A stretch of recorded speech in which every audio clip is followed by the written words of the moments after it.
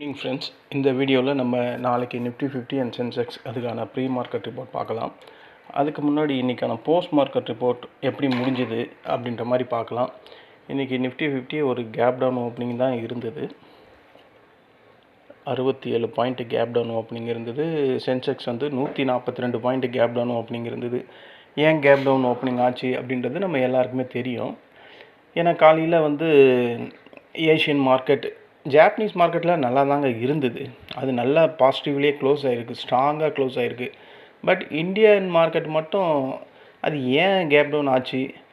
Crude oil விலை 3% increase ஆகியிருந்தது. Main reason ரூபாயோட மதிப்பு depreciation ஆகியிருந்தது. Global market sentiment எல்லாம் ரிஸ்க் ஆஃப் மோடில் தான் இருந்தது. ஜாப்பனீஸ் மார்க்கெட்டை தவிர அந்த அமெரிக்கா ஈரான் இடையே சண்டை ஸ்டார்ட் ஆகிடுச்சு அப்படின்ற மாதிரி தான் நியூஸஸ் வருது. ஸோ இந்த விதமான அன்சர்டனிட்டியால் தான் இன்றைக்கி மார்க்கெட்டில் ஒரு கேப் டவுன் ஓப்பனிங் வந்தது.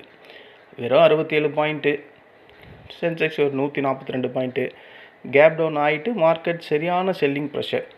இன்றைக்கி நிஃப்டி 50 நம்ம சப்போர்ட்டு தாங்க எடுத்திருக்கான், எக்ஸாக்டாக எடுத்திருக்கான். 23,180 தான் எடுத்திருக்கான். என்னடா 23,300 கிராஸ் பண்ணிட்டு கீழே போய்கிட்டே இருக்கே அப்படின்னு நம்ம எதிர்பார்த்த நேரத்தில் நேற்று 12:30 மணிக்கு அந்த ஷார்ட் கவரிங் ரேலி ஸ்டார்ட் ஆச்சு. இன்றைக்கி 12:15 ஸ்டார்ட் ஆகிருக்கு. ஸோ மார்க்கெட் 12:15 அப்புறம் திடீர்னு ஒரு ஷார்ப்பான ரெக்கவரி. என்னடா இது திடீர்னு இந்த மாதிரி ஒரு ஷார்ப்பான ரெக்கவரி, என்னடா ரீசன் பார்த்தா அது ரூமர்ஸாக இல்லை ரியல் நியூஸாக எனக்கு தெரில. நம்ம கவர்மெண்ட் இந்த எஃப்ஐஎஸ் வெளிநாட்டு முதலீட்டாளர்களை ஈர்க்க டேக்ஸ் ரிலீஃப் மற்றும் பாண்டு மார்க்கெட் தொடர்பான சில டாக்ஸேஷன் ரிலாக்ஸேஷன் பண்ணியிருக்கதா நியூஸ் வந்திருக்கு. அந்த நியூஸ் வந்ததுக்கப்புறம் தான் இந்த 12:15 மார்க்கெட் இன்றைக்கான நேத்தோட லோகே போயிட்டான்.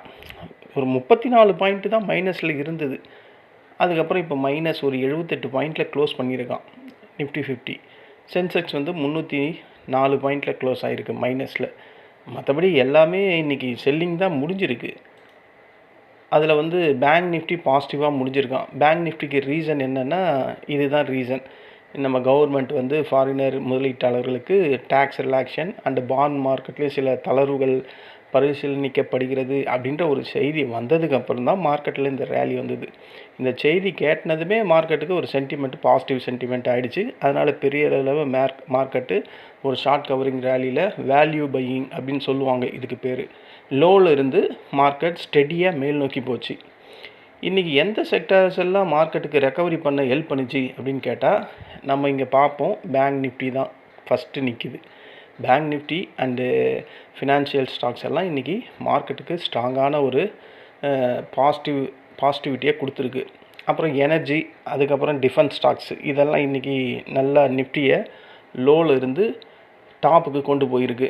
குறிப்பாக இந்த இண்டெக்ஸ் ஹெவி வெயிட்ஸ் அப்படின்னு சொல்லுவோம்ல, அதில் பையிங்கெல்லாம் இன்றைக்கி ஃபஸ்ட் கிளாஸாக வந்திருக்கு.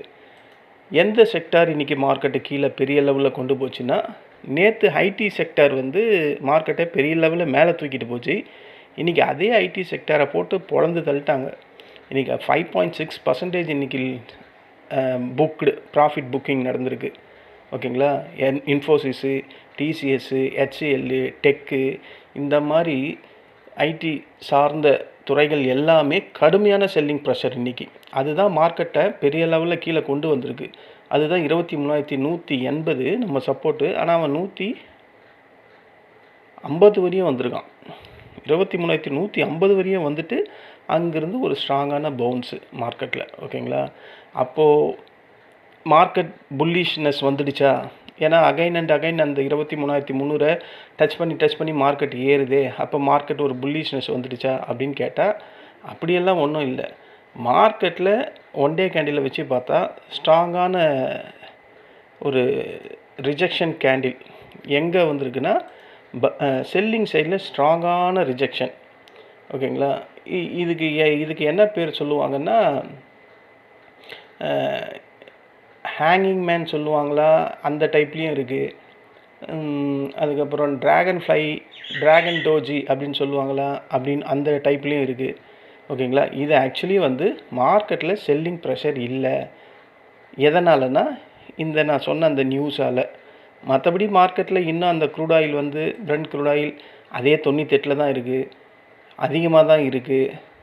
எஸ்ஜிஎக்ஸ் நிஃப்டியை செக் பண்ணால், வேர்ல்டு மார்க்கெட் எல்லாம் செக் பண்ணால், இப்போ ட்ரேட் ஆகிற டேக்ஸ் பார்த்தீங்கன்னா 214 பாயிண்ட் மைனஸில் தான் ட்ரேட் ஆகுது. ஒன்றுமே ஒரு இம்ப்ரூவ்மெண்ட்டும் நடக்கலை மார்க்கெட்டில். பட் மார்க்கெட் வந்து லோவில் இருந்து பெரிய லெவலில் ரெக்கவரி ஆகிருக்கு. ரீசன் என்னென்னா, நம்ம கவர்மெண்ட் வந்து ஃபாரின் இன்வெஸ்டர்ஸ்க்கு வந்து ரிலாக்ஸேஷன் தளர்வு அந்த ஒரு நியூஸ் வந்ததுனால இந்த ரேலி நடந்திருக்கு. அவ்வளோதானே கண்டி. இன்னும் மார்க்கெட் சென்டிமெண்ட் எல்லாம் புல்லிஷ்க்கு திரும்பலை. மார்க்கெட் புல்லிஷ்க்கு திரும்பணும்னா அது 23,800 உடைக்கணும். அதுக்கப்புறம் சைக்காலஜி நம்பர் 24,000க்கு மேலே க்ளோஸ் ஆகணும். இப்படி க்ளோஸ் ஆச்சுன்னா மார்க்கெட் மேலே போகிறதுக்கான வாய்ப்புகள் இருக்குது. மற்றபடி இதே க்ரூட் ஆயில் பிரச்சனை இருந்துக்கிட்டே இருந்தால் மார்க்கெட்டில் எப்போவுமே ஒரு பேனிக் செல்லிங் வந்து போயிட்டே தான் இருக்கும். கண்டிப்பாக ஒரு லோவை க்ரியேட் பண்ணோம், மறுபடியும் அங்கேருந்து மறுபடியும் மேலே பவுன்ஸ் ஆகும். இதே ரிப்பீட்டட் ஒர்க்கு தான் இந்த ஒரு மே சீரியஸ் ஃபுல்லாக இப்படியே தான் நடந்துக்கிட்டு இருக்குது. 23,300க்கு கீழே ஒரு ஸ்ட்ராங்கான பீரிஷ் கேண்டில் க்ளோஸ் ஆகணும். இன்ட்ராடேயில் 3:30 மணிக்கு மேலே க்ளோஸ் ஆகிடுச்சுன்னா மார்க்கெட் கண்டிப்பாக பீரிஷ் நோக்கி கீழே போகும். அதில் எந்த ஒரு டவுட்டும் இல்லை. அதே மாதிரி 23,800க்கு மேலே ஒரு ஸ்ட்ராங்கான புல்லிஷ் கேண்டில் பிரிண்ட் ஆகணும் இன்ட்ராடேயில், ஒரு நாள் கேண்டிலில். அப்படி ஆச்சுன்னா 24,000ல் அகைன் ஒரு ரெசிஸ்டன்ட் இருக்குது. அதையும் உடச்சி ஸ்ட்ராங்காக ஒரு புல்லிஷ் கேண்டில் ஒன் டே கேண்டிலில் வந்ததுன்னா மார்க்கெட் புல்லிஷ் ஆகிறதுக்கான வாய்ப்புகள் அதிகம். இன்றைக்கி மார்க்கெட் டோட்டலாக ஒரு கேப் டவுனு. எதனால் வந்ததுன்னா US Iran tension plus crude oil price hike. இதனால் ஆஃப்டர்நூன் ஒரு ரெக்கவரி வந்தது. காரணம் government reform news, short covering rally, இது ரெண்டும் சேர்ந்தது. சப்போர்ட் பண்ண செக்டார் பார்த்தா பேங்க் அண்ட் ஃபினான்ஷியல், வீக்கான செக்டார் பார்த்தா ஐடி செக்டார். மார்க்கெட் இன்றைக்கி காலையில் பியர் பக்கம் இருந்தது. அது கொஞ்சம் புல்லிஷ் சைடில் புல்ஸ் டேக் ஓவர் எடுத்தாங்க.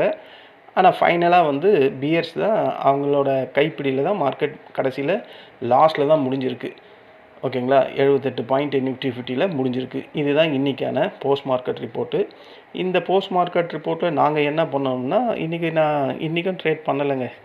இன்றைக்கும் ஒரு 3 கால் தான் பண்ணேன். இன்றைக்கும் கொஞ்சம் பர்சனல் ஒர்க்கு, அதனால் பண்ண முடியல. ஆனால் இன்றைக்கி நான் லாஸ்ட்டில் தான் முடித்தேன். 3 கால் பண்ணேன், அதில் 2 ஃபெயிலியர், 1 தான் சக்ஸஸ்ஸு. அதனால் எனக்கு ஒரு 1,500 ரூபா லாஸை தான் புக் பண்ணியிருக்கேன் இன்றைக்கி. ட்ரேடு எடுத்துருக்கலாம், பட்டு இந்த ஸ்கூல் அட்மிஷனுக்காக சுற்றிக்கிட்டு இருக்கேன். அதனால் என்னால் மறுபடியும் இன்றைக்கும் ட்ரேட் பண்ண முடியல. அது காலையிலேயே 9:15, 9:30, 10 மணிக்கு அந்த 3 ட்ரேடு எடுத்ததில் லாஸ் தான் புக் பண்ணேன். அதாவது எங்கே லாஸ் புக் பண்ணால், இந்த இடம், இந்த சப்போர்ட்டை மார்க்கெட் எடுக்கும் போது எக்ஸாக்டாக என்னுடைய ப்ரொடிக்ஷன் ஏற்ற மாதிரியே இருந்தது. மார்க்கெட் மேலே தான் போச்சு. எனக்கு ப்ராஃபிட் ஒரு 1,100 ரூபாய் இருந்தது. சரி, அதுக்கு மேலே அடுத்த இந்த ரெசிஸ்டண்ட்டு, இந்த சப்போர்ட் ரெசிஸ்டண்ட்டாக மாறினதுக்கப்புறம் இதை போய் தொடும் போது செல் பண்ணிடலான்னு வெயிட் பண்ணேன். அது என்னடான்னா அப்படியே கீழே இறங்கிட்டான். ஸோ அதில் தான் எனக்கு அந்த லாஸ் வந்தது. சரி, அதெல்லாம் ஒன்றும் இல்லை, நான் அதை ரெக்கவரி பண்ணிவிடுவேன். இருந்தாலும் இன்றைக்கி 3 ட்ரேட் பண்ணதில் லாஸில் தான் புக் பண்ணியிருக்கேன். ஓகேங்களா, என் ஃப்ரெண்ட்ஸ் குரூப்பில் இன்றைக்கி கால்ஸு அவங்களுக்கும் 3 தான் கொடுத்தேன். அவங்களும் இன்றைக்கி லாஸில் தான் இருப்பாங்கன்னு நினைக்கிறேன். மற்றபடி அதுக்கப்புறம் அவங்க எத்தனை ட்ரேட் பண்ணாங்கன்னு எனக்கு தெரியல. ஃப்ரெண்ட்ஸ் குரூப்பில் பண்ணியிருக்க வாய்ப்பு இருக்குது. ஏன்னா மார்க்கெட் இங்கேருந்து 12:15 ஏறி இருக்குது. பார்த்தீங்களா, நேற்று 12லேருந்து ஏறிச்சு, இன்றைக்கி 12:15 ஏறி இருக்குது. ஸோ மார்க்கெட்டில் இந்த இடத்துல ரேலி பிடிச்சிருப்பாங்கன்னு நான் நம்புகிறேன். இன்றைக்கி இதுதான் போஸ்ட் மார்க்கெட் ரிப்போர்ட்டு நிஃப்டி 50ல். சென்செக்ஸ்லேயும் நான் எந்த காலும் கொடுக்கல. இன்றைக்கி சென்செக்ஸ்லேயும் கால்ஸ் எதுவும் கொடுக்க முடியல ஃப்ரெண்ட்ஸ் குரூப்பில். இதில் எடுத்திருப்பாங்கன்னு தான் நினைக்கிறேன். ஆனால் என் ஃப்ரெண்ட்ஸ் குரூப்பில் ஒருத்தர் கேட்டிருந்தார், சார் 73,930க்கு மேலே மார்க்கெட் இருக்குது, ரீட்ரேஸ்மெண்ட் வந்தால் எடுங்கன்னு சொன்னேன். இது எக்ஸாக்டாக இங்கே நடந்திருக்கு. இந்த ரீட்ரேஸ்மெண்ட் இங்கே வந்திருக்கு பார்த்தீங்களா. அதுக்கப்புறம் மார்க்கெட் சல்லுன்னு ஏறி போயிருக்கு. அவர் இங்கே ப்ராஃபிட் பண்ணியிருக்காரு. அவர் மட்டும் ஸ்னாப்ஷாட் அனுப்பிச்சிருக்காரு. ஏன்னா அது சப்போர்ட்டாக இருந்து ரெசிஸ்டண்ட்டாக மாறி இருக்குது. அதை கட் பண்ணி மேலே போகிறான். ஒரு ரீட்ரேஸ்மெண்ட் வரும்னு சொல்லணும்ல, அதுதான் இது. தொட்டுட்டு அகைன் மறுபடியும் மேலே போயிருக்கு. ஸோ இந்த இடத்துல அவர் ப்ராஃபிட் பண்ணியிருக்கார். இதுதான் இன்றைக்கான போஸ்ட் மார்க்கெட் ரிப்போர்ட்டு. நான் இன்றைக்கி லாஸ் தான் புக் பண்ணியிருக்கேன். நாளைக்கான ப்ரீ மார்க்கெட் எப்படி இருக்குது, அதுக்கான சப்போர்ட் அண்ட் ரெசிஸ்டன்ஸ் லெவல்ஸ் எங்கே இருக்குது, இப்போ வேர்ல்டு மார்க்கெட் எப்படி ட்ரேட் ஆகுது அப்படின்றத ஒரு கிளான்ஸ் செக் பண்ணிடலாம். இப்போ வேர்ல்டு மார்க்கெட் டவ் 30 229 பாயிண்ட் ப்ளஸில் முடிஞ்சிருக்கு. S&P 10 point, Nasdaq 7 point, FTSE 27 point மைனஸில் இப்போ ட்ரேட் ஆகுது. CAC 40 28 பாயிண்ட் மைனஸில் ட்ரேட் ஆகுது. DAX 215 பாயிண்ட் மைனஸில் ட்ரேட் ஆகுது. நிக்கி இவன் காலையிலேயே க்ளோஸ் ஆகிட்டான் 1667 பாயிண்ட்டு. பட் இவன் எப்படி தான் க்ளோஸ் ஆனனே எனக்கு இன்னும் கன்ஃபியூஷனாகவே இருக்குது. இவனும் க்ரூட் ஆயில் சம்மந்தமான ஆள் தான். இவனும் ஏஷியன் கண்ட்ரியில் தான் இருக்கான்.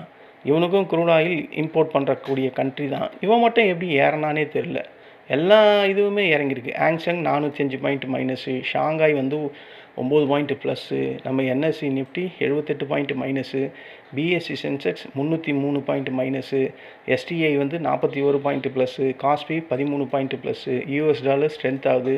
ஏன் ஸ்ட்ரென்த் ஆகுதுன்னா க்ரூட் ஆயில் ப்ரைஸ் இங்கே இன்க்ரீஸ் ஆகிட்டே இருக்குது, அதனால் அது ஸ்ட்ரென்த் ஆகுது. அப்போ கோல்டு கீழே தொப்புன்னு விழுந்துருக்கும்.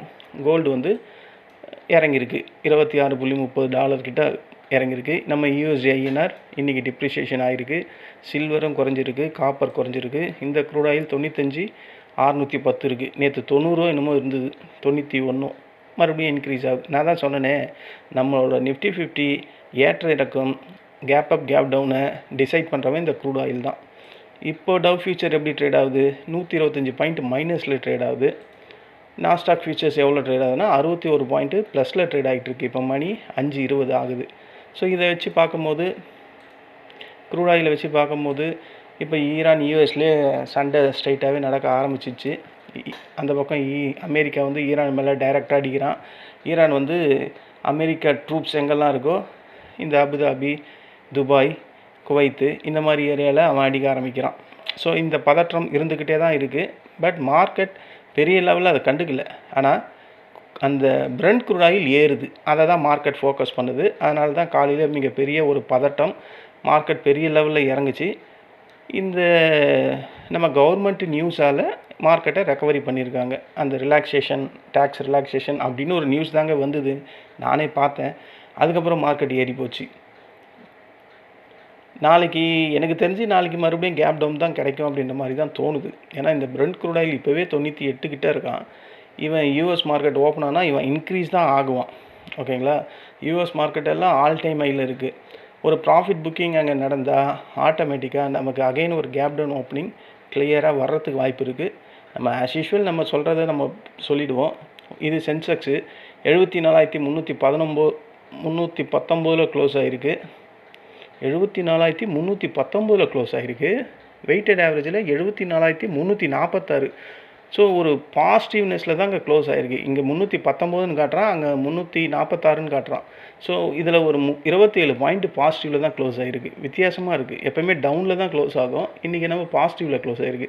ஒரு கேப் அப் ஓப்பனிங் வருது அப்படின்னா ஃபஸ்ட்டு ரெசிஸ்டண்ட்டு 74,748, இதுதான் ஃபஸ்ட்டு ரெசிஸ்டண்ட்டு. அதை உடைச்சானா 75,055 செகண்ட் ரெசிஸ்டண்ட்டு. தேர்டு வந்து இதுதான், தேர்டு வந்து 75,383 இருக்குது. ஃபோர்த்து வந்து 75,743. இந்த 4 ரெசிஸ்டண்ட் போதும். 4 எல்லாம் போகிறதுக்கு வாய்ப்பு இல்லை. FI செல்லிங்கில் இருக்காங்க. பிரெண்ட் க்ரூட் ஆயில் பெரிய லெவலில் ப்ரைஸ் இன்க்ரீஸ் ஆகிட்டுருக்கு. உலக நாட்டில் பிரச்சனை, ஈரான் அண்ட் அமெரிக்காவுடைய பிரச்சனை ஓடிக்கிட்டுருக்கு. லைவ் சண்டையே ஓடிக்கிட்டுருக்கு. அதனால் மார்க்கெட் அந்த ரெசிஸ்டண்ட்லாம் போகுமான்னு கேட்டால் போகிறதுக்கு வாய்ப்பு இல்லை. வேணும்னா இந்த கேப்பை ஃபில் பண்ணலாம். ஃபஸ்ட்டு ரெசிஸ்டண்ட்டு எனக்கு தெரிஞ்சு ஒரு கேப் டவுன் ஓப்பனிங் வருன்ற மாதிரி தான் தோணுது. பார்ப்போம். நம்ம சொல்கிறது அப்படியே நடக்க போகிறது இல்லை. நம்ம எது இருந்தாலும் வெயிட் பண்ணி தான் பார்க்கணும்.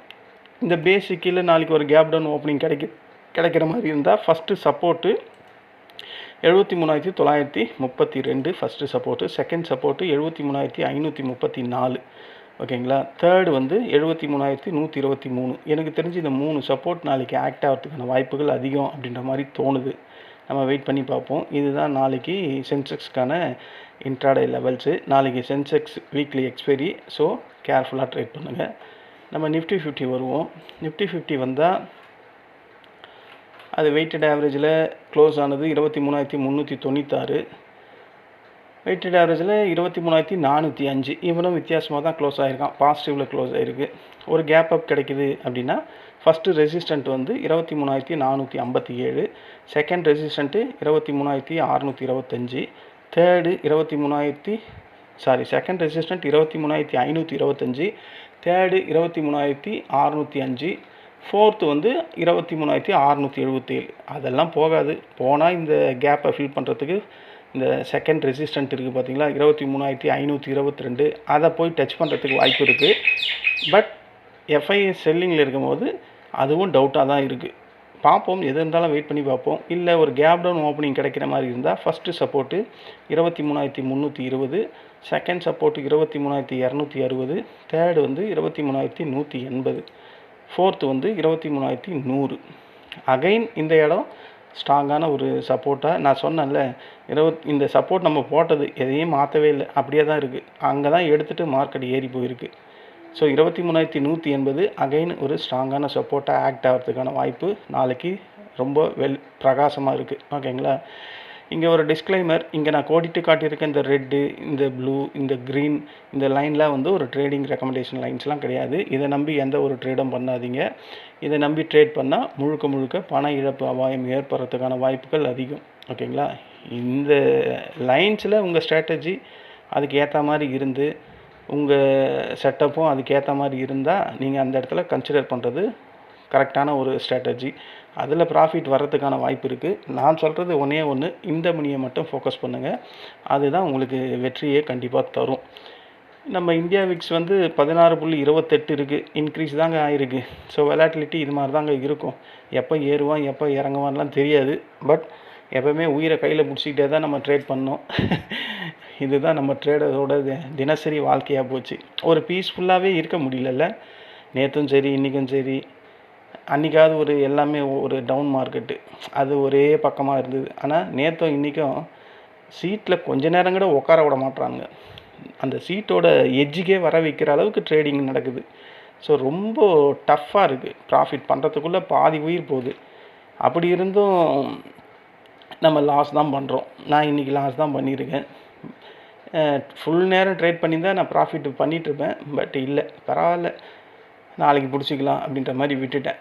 இதுதான் இன்றைக்கான போஸ்ட் மார்க்கெட்டும் நாளைக்கான ப்ரீ மார்க்கெட் ரிப்போர்ட்டும். இந்த வீடியோ உங்களுக்கு பிடிச்சிருந்தா என்னுடைய சேனலை சப்ஸ்கிரைப் பண்ணுங்கள். நம்ம நாளைக்கு இன்ட்ராடே டைமில் மீண்டும் சந்திக்கலாம். நன்றி, வணக்கம்.